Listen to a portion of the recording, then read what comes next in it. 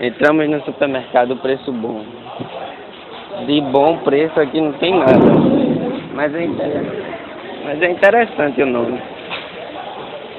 Amanda. Oi? Cadê ela? Tá lá. Eu ainda não sei lá ainda. Ela tá melhor. Tá melhor. Vai passar lá? Eu vou passar lá, é porque assim, eu moro aqui, né? Mas só que a casa não é minha, não tem nada. Então eu tenho polipó, porque só deu um mês pra gente morar até aí. Aí meu marido tá construindo da gente lá em Ouro Preto. Aí todo dia ele sai, todo dia ele sai.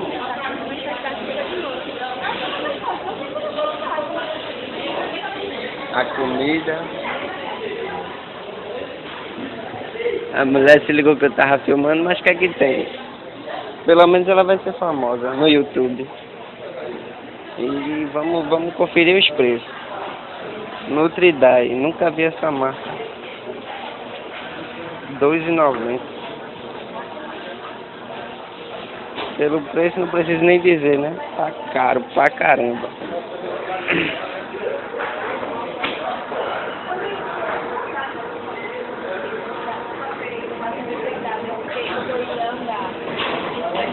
Que isso, duas princesas, rapaz.